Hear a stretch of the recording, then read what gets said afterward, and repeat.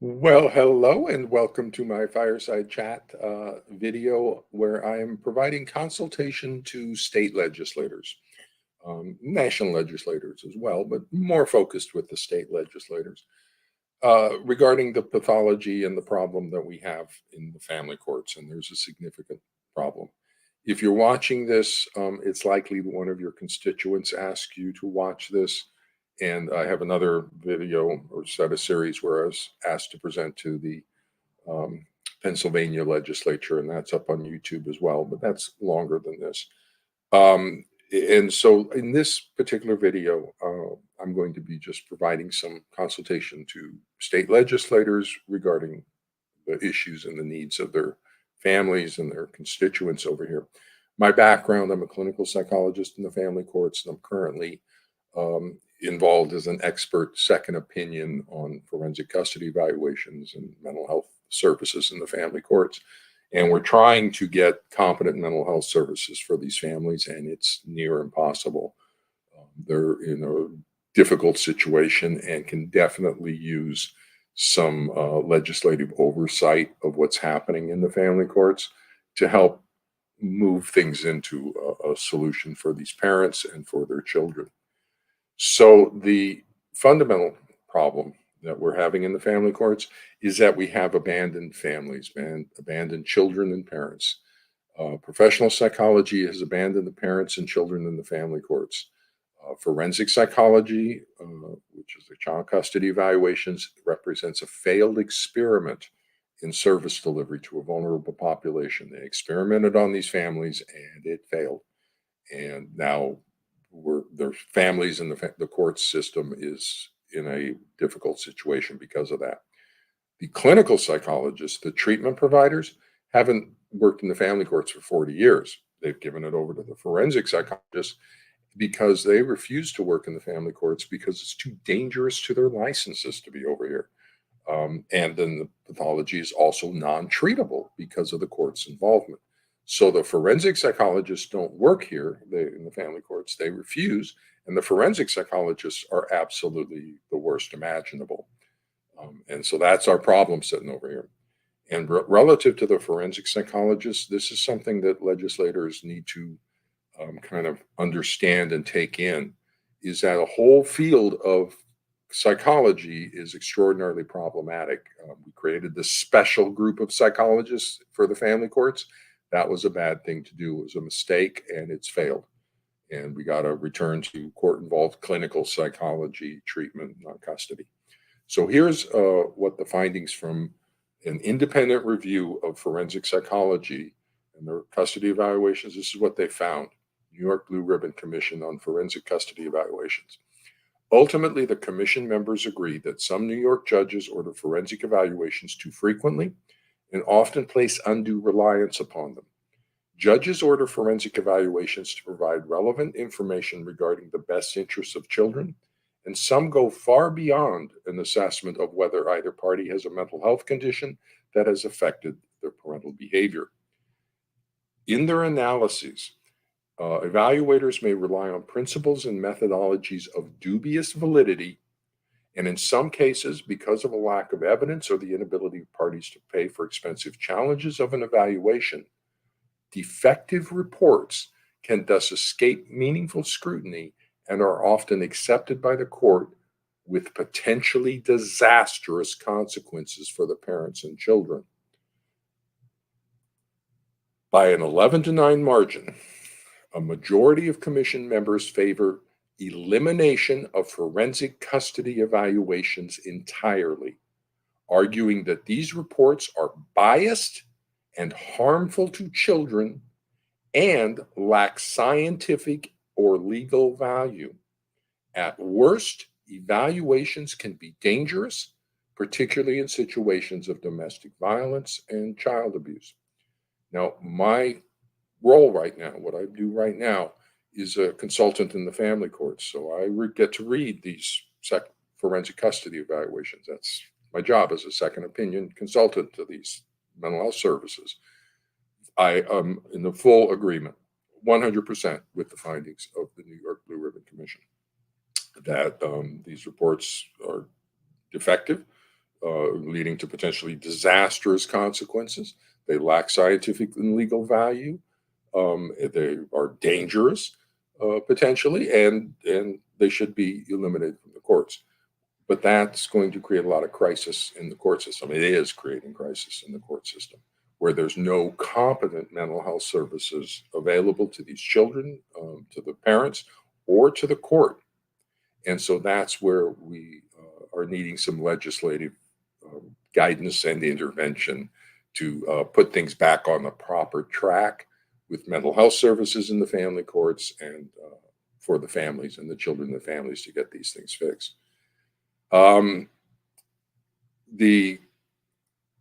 New York Blue Ribbon Commission concluded that these members reached the conclusion that the practice of forensic custody evaluations is beyond reform and that no amount of training for courts, forensic evaluators, and or other court personnel will fix the bias, inequity, and conflict of interest issues that exist within the system. So it's not just simply a matter of coming up with judicial curriculum or little tweaks on the system. And that's where I would encourage that the legislator kind of hold some hearings about what's happening in the family courts to kind of get more information about that, then some directions can be taken to improve things. The forensic psychology in the family courts is a failed experiment in service delivery to a vulnerable population. In its failure, the lives of thousands upon thousands of children and their parents were irrevocably destroyed. And it's going on right now. We're continuing to lose families on a daily basis as your constituents are coming to you complaining about. So the first thing I would suggest is some legislative guidance. We need some guidance from the legislatures to the mental health professionals, to the doctors.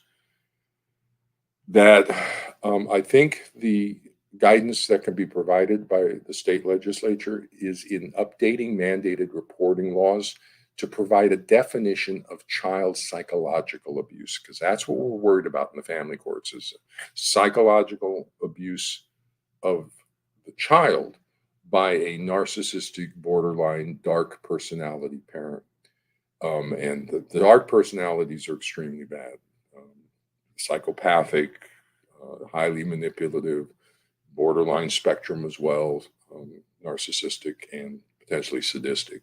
So we got some very serious personality pathology in some of these parents, and they are manipulating the court system. And the pathology in the family courts is child abuse and spousal abuse, and particularly psychological abuse by this narcissistic borderline parent of the child. And so getting or mandated reporting laws are focused on physical and sexual and neglect abuse, but ignore the psychological abuse side. Don't deal with it. You might have emotional abuse, but it's not a clear definition of what that entails. And so nobody's diagnosing and nobody understands what's happening. But it's a persecutory belief system. It's a persecutory thought disorder, false factitious attachment pathology being created in the child. And so what would be helpful, there's 4 DSM-5 diagnoses of child abuse: physical, sexual, neglect, and psychological. And what would be helpful is for the state legislator to clarify the definition of psychological child abuse to include something like creating significant pathology in the child, or creating significant attachment pathology in the child, put the attachment word in there, or a persecutory thought disorder, or thought disorder or attachment pathology. Anything that indicates that the legislature is aware of what the concern is will be a bullhorn communication to all mental health people in the family courts that it is the legislator's intent that we protect children from this particular type of child abuse, the narcissistic borderline parent creating significant pathology in the child. Simply by just tweaking a few words in that child mandated reporting abuse law to include a definition of psychological child abuse.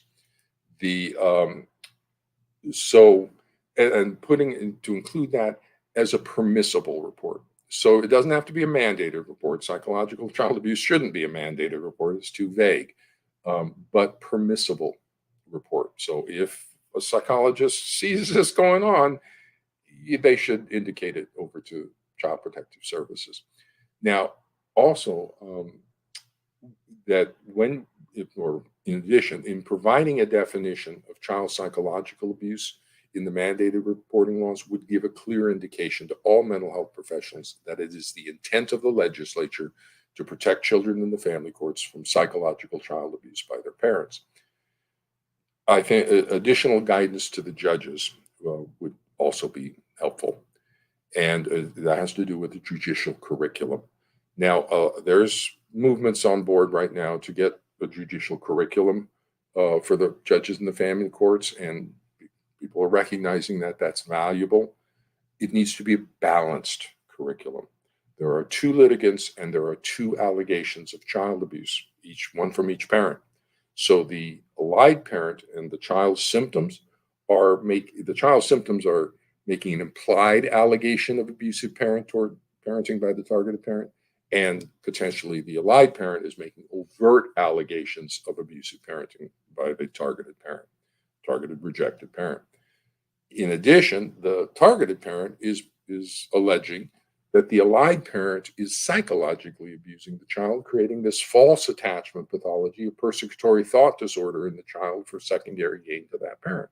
So both litigants, both parties, are alleging versions of child abuse against the other. So we need to get a proper diagnostic risk assessment towards that pathology. What the court benefits from is a balanced description and education about what each litigant is concerned about, and then what do you do about it? And what do you do about it is you get a diagnosis out of the psychology people. And so getting that education that's balanced to both concerns of both parties, and then what to expect and how to resolve that out of the mental health system, that sort of judicial curriculum guidance would be very helpful from the legislatures. So I would suggest university involvement should be sought to develop a balanced judicial curriculum for family court judges that educates on the concerns of both parents. Judges don't diagnose pathology, doctors do. So indicating through the judicial curriculum the central importance of an accurate mental health diagnosis will help establish the proper guidance for the courts. This is a pathology. It needs treatment and resolution. We need to stop fighting around these children. The third recommendation is a legislative solution. And so the other two were providing guidance. This is what I would recommend as if the legislature wants to take on the solution for the family courts. This is my recommendation, a pilot program for the family courts. My estimate would be about a 2-year program. So the goal of the pilot program would be to develop a structured and agreed upon diagnostic assessment and treatment protocol for the family pathology in the family courts. The pilot program should be initiated with university involvement for evaluation research to develop a standardized diagnostic assessment and treatment protocols for the differential diagnoses of concern in the family courts. So we have a problem. Okay, we need a solution to the problem. My recommendation is to task the top universities with the solution, coming up with the solution. We've got some of the best people ever in these universities. They just simply need the marching orders, the task. And so the pathology, we have two different concerns, two different litigants. One's worried about physical child abuse or sexual child abuse. The other's worried about psychological child abuse, persecutory delusion. So we can, if we ask our universities to come up with a diagnostic assessment protocol for that, they can do that. And then you ask the law school associated with the university come up with the legal support arguments that underlie that path and how to do that. They can come up with a solution.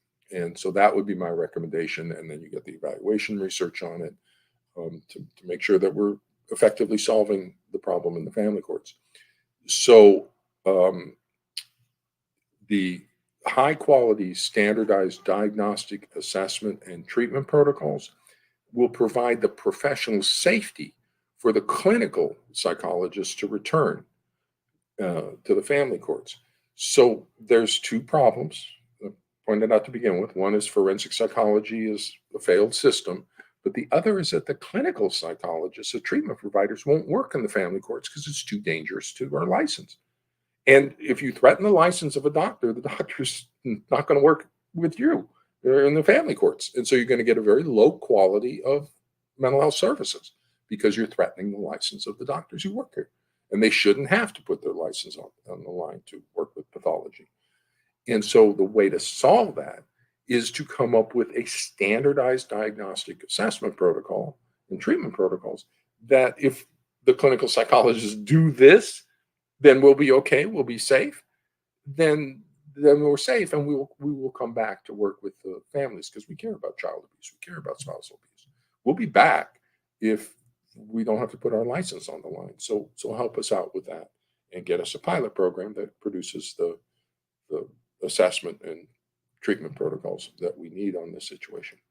So with that, I'm going to wrap up my consultation to the state legislators.